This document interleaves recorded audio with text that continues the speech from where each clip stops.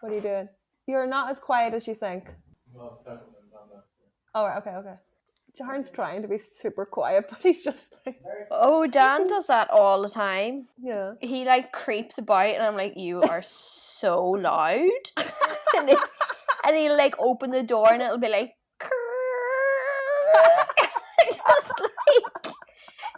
just because you're moving slowly doesn't mean you're not making noise. It's so true. It's like no one can see me.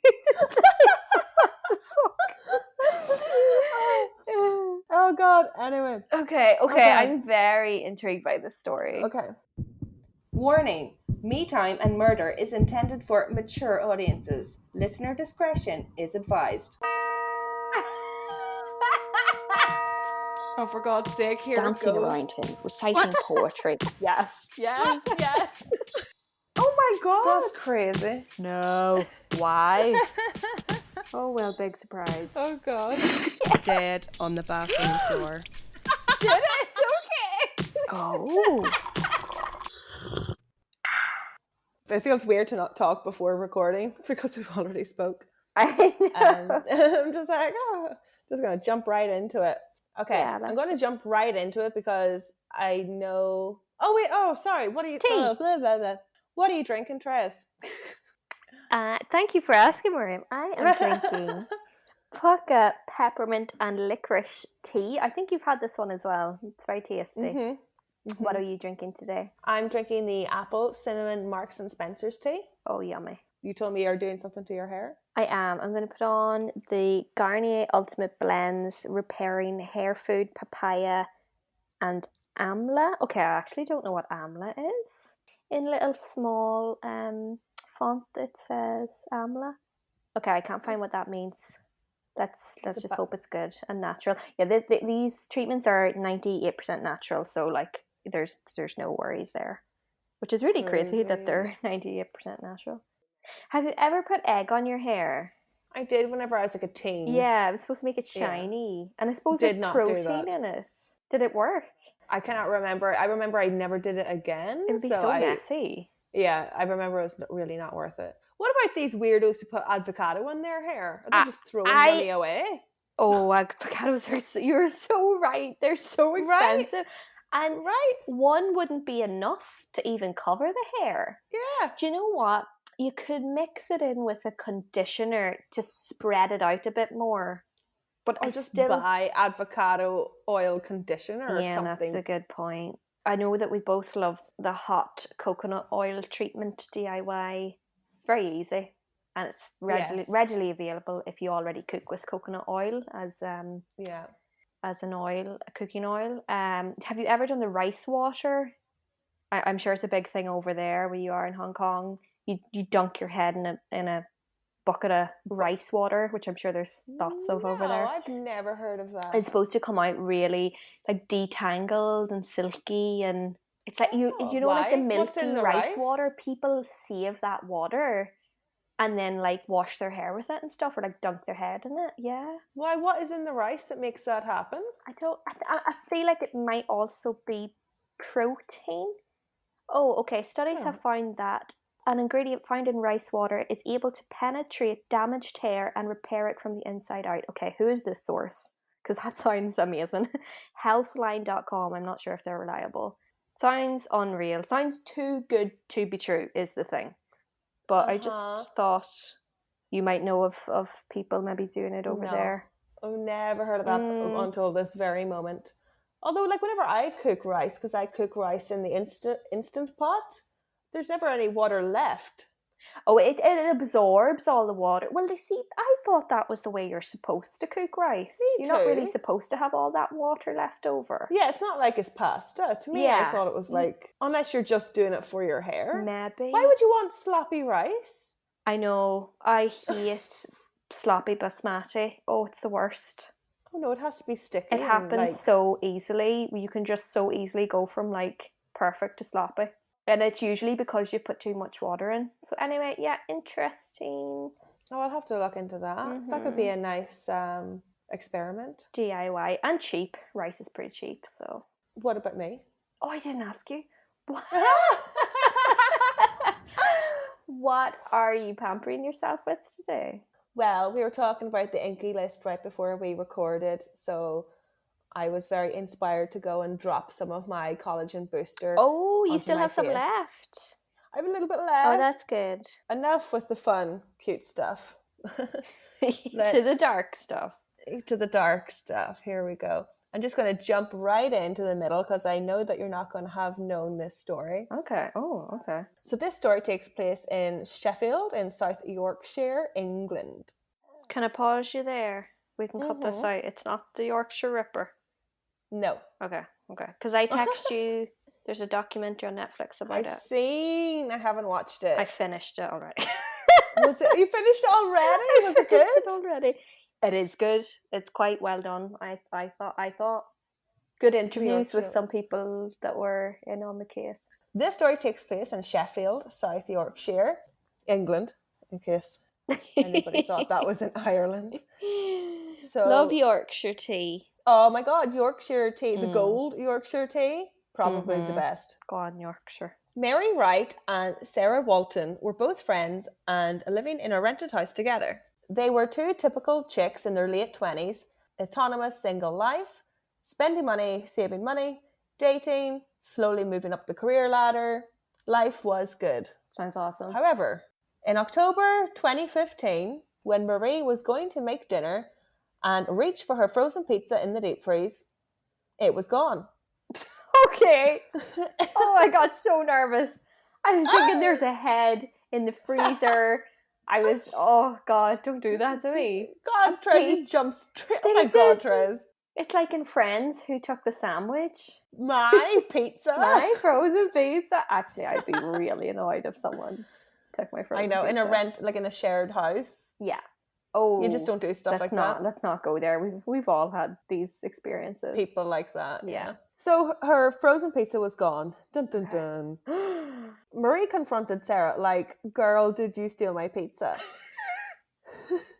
That's very awkward, but right? I suppose you would jump to conclusions like that. But it's your only other flatmate. Yeah. Sarah was like, "No, you're crazy. You probably ate it and just forgotten." That could happen. Been there. I've been there too. Where you were I'm just drunk, like... Marie. You ate it when you're drunk. Yeah, if you eat it when you're drunk, does it even count? No, those calories don't count. Everybody knows that. That's true. Yeah. Or like whenever you're like at work and you're just like, all I want is for that pizza. And you go home and you open the deep freeze and it's not there. It's just like, God damn it. Oh, that's the worst. No, I have You're to eat living for that pizza. So Marie was miffed, speculating that Sarah was trying to gaslight her over a pizza. Just admit it. It's not a big deal. It's only a pizza. Okay, why was she lying? So one girl murders the other girl over a pizza, I'm going to lose my shit. I hope that's not where this is going. Okay, in my head, where this is going is there's an intruder coming in and eating things, or like living in their house and eating things. That's where my head is at the minute, just to let you know. Oh, for God's sake. That's where my head goes. I don't know how big their house is, but those stories where there's people living in like the walls in your house just freak me out, or like in your attic or whatever, and they creep down and eat your food. Yeah. But you know, you just gotta shrug it off and weirdos be weird. But a few days later, Marie noticed that her ciggies were gone too. Oh, don't mess with my ciggies. Marie had left her packet of cigarettes on the table, went to work, came back, and they were gone. She confronted Sarah, but Sarah again denied it. Sarah argued back and said that she knew Marie had been taking her food from the cupboard as well as Sarah's throw blanket just to get back at her for the pizza that she did not steal. Oh, these girls are supposed to be friends, no? So living together is tough. It can be, like... So the women were getting peeved at each other. Tensions are high. That is, until they noticed that in the bathroom, the toilet roll holder was missing a few rolls. Oh, who is this pathetic person stealing toilet roll? Is this during COVID? What no, is... it's 2015. Oh, there's no other reason to steal toilet roll then? Like what? I'm very confused. This is all such petty things. All right. They thought it was weird since, like, they both had full-time jobs and at work all day. So I mean, like, nobody's really don't really use that much toilet roll when you're at work. Oh, They I could think use we've it like all once. realised this year how much tea bags and toilet rolls we all consume. It's ridiculous. The two laughed. Is someone breaking into our house? Yeah. Eating our food? Smoking our cigarettes? And using the loo? Yeah. The girls decided it didn't hurt to try and see. So the next day, Sarah and Marie placed little strips of sellotape on the food cupboard and the fridge doors. No way. They Wait, lined is the that not a bit obvious? I think I'd What? notice sellotape anyway. Would you? I think so. They lined the toilet paper up in a perfect position, only they would know. Ah. Then they took pictures and left for work. When they came back home, they were horrified to see that. What do you think? The toilet roll had been moved and the fridge had been opened. Yes. Oh, I The told you, sellotape, home invader. the sellotape had been tampered with and the toilet paper had been used. You would be Now, so scared. right, when you just freak out. Oh. Even though they knew it was happening, it hadn't really sunk in. And they only realised like the gravity of the situation when they told their family and friends. Oh, yeah. And their family and friends were like, guys, you need to tell the police, call the police. Oh, that's like what the chances are at some point they're going to break in while you're there. That's what the likelihood is. And So the police came round and did a quick sweep of the house. This is when they came across black, smudgy fingerprints on the little door to the attic. told you, attic man. They poked their head in, but couldn't see anything but a big hot boiler. Uh-huh. The police told the girls, change the locks, and then they left. Great, love it. Great police work. So after the police left, the girls changed the locks, but things in the flat continued to go missing. The girls were terrified of this smudgy attic door, not daring to pop their head inside and look what could be up there. So Marie convinced her boyfriend to go into the attic this time. So the police never actually went in. They just popped their head in and seen a boiler. They popped their head in. They didn't like step in. Like, could it have been behind the boiler? Like, there could be someone's sleeping bag up there. So it could be, oh God. So Marie convinced her boyfriend to go into the attic, telling him you have to check behind the boiler where the police didn't. Cooper, Marie's boyfriend, came round with a crowbar, climbed into the attic, looked around, climbed back down and said, well, there's nothing up there. And is there a light? Can they actually see? Don't know. Probably just use his phone torch or something. Okay. Marie, who you can imagine was full of anxiety, pulling her hair out by this time, could not believe what happened next. Someone had withdrew £200 from her account. What? Someone had withdrew £200 from her account. And they had taken out 4 payday loans on the 1st of November. Okay. Mm-hmm. So it's like escalating. Yeah, I mean, that's another level. So Sarah, Marie, and Marie's boyfriend went to the police again to give statements of the forgery, someone stealing from her, as well as someone is definitely continuing to break and enter into their home while they're at work. Yeah. And so this is going on for, I think, a few weeks. Okay. Imagine if it was the boyfriend. That would be a real plot twist. The next day, Marie left the house to drop Cooper off at his dad's. Sarah called her brother, come round now, you are going into that attic. Okay. So Sarah's brother drove round, opened the attic door, went inside, looked behind the boiler, and there he found duvets, blankets, pillows. It was a makeshift bed. I knew it. The attic stank from all the discarded food and cigarettes strewn all over the attic floor, as well as a knife and a bag of clothes. Oh, men's clothes, women's clothes? They brought the clothes down from the attic. Inside, they recognised Cooper's clothes. The boyfriend. I called that like 2 minutes ago. I know. Because, oh my God, I was slightly joking when I said that. I knew it as well. And I was like, God damn it. Oh, I never guess things. Oh my God. What a loser. Yeah. When Marie got back, they called the police and showed the evidence as well as the attic.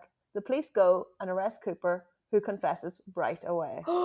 Which one? Is he Marie's girlfriend or boyfriend or? Yeah. Okay, he's Marie's. Okay. So Marie met Cooper through a friend about 10 years ago. Then they lost touch until they stumbled across each other again on Plenty of Fish. Okay.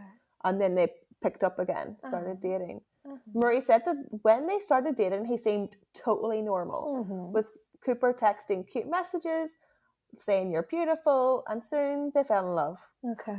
So about 5 months into dating, Sarah was going on holiday for a week, and Maria asked him, come over and, stay while she's gone, and we can enjoy the house together. So he did.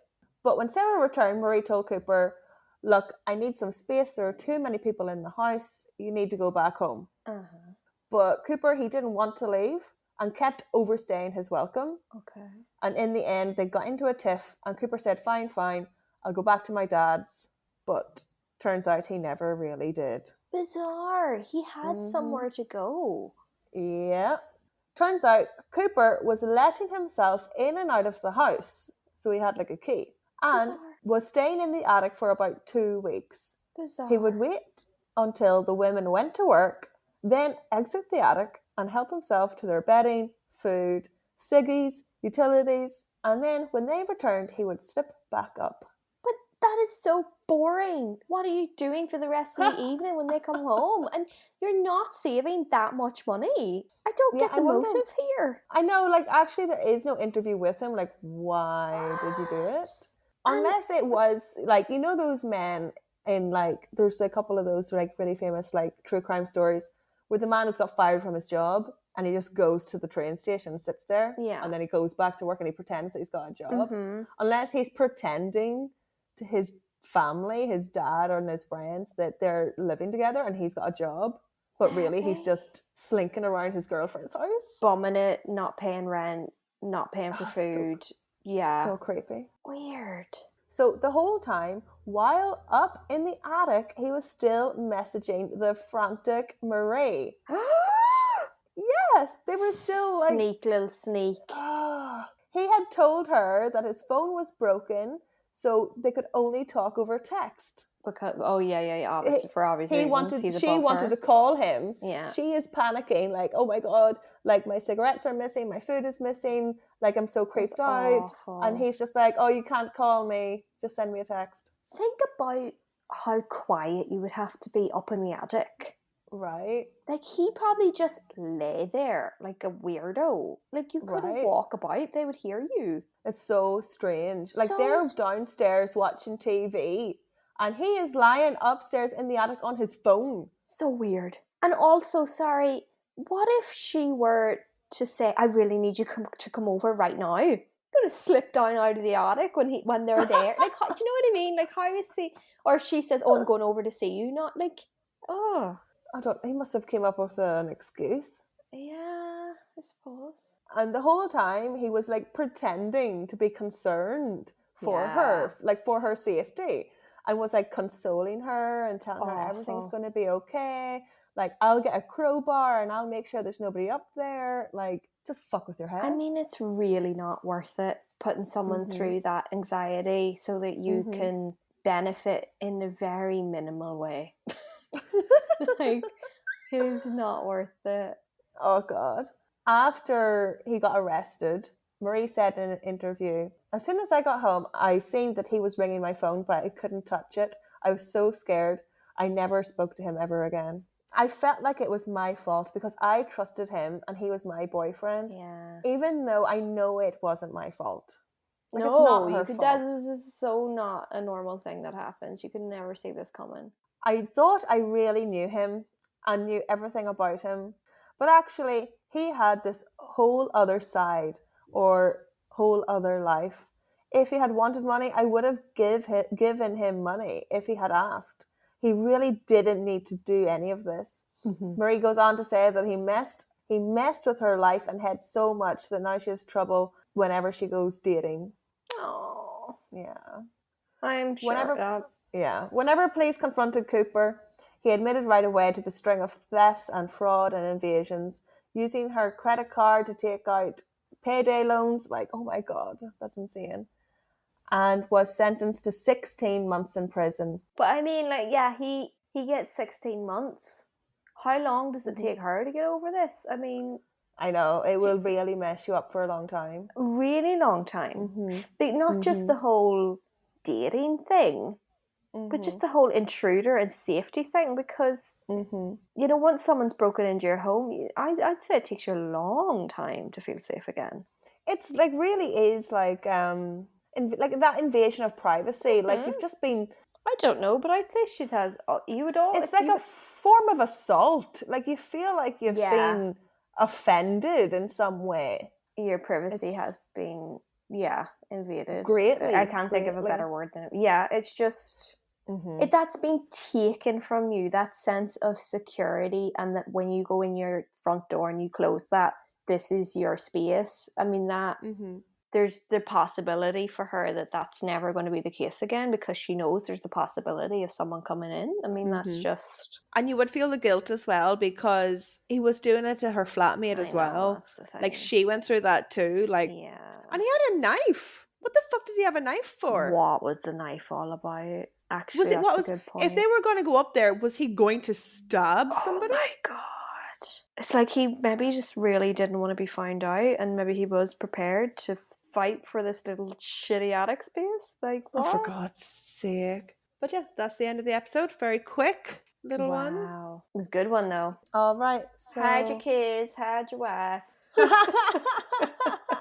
Because there's an intruder up in your attic. Yeah. Thank God we don't have an attic. Wait, do we have an attic? I don't know. Chat you on the next one. Slán awal, yeah. Bye. Yeah, we had a camera actually. I know I said I wouldn't go there, but we did.